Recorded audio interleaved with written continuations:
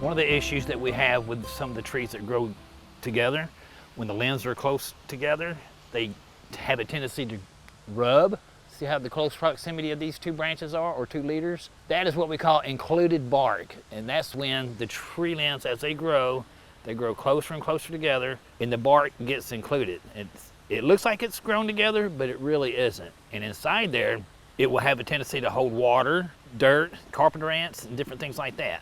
That's what we call a V-crotch. So if you look up in the tree, you'll see that there's a seam.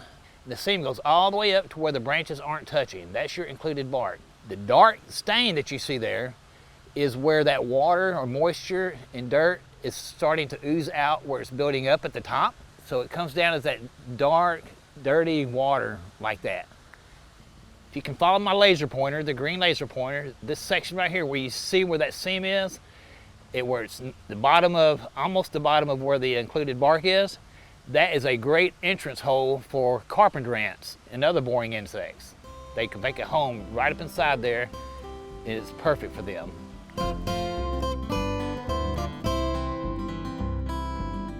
Thanks for watching. We have other quick tips. Just subscribe below.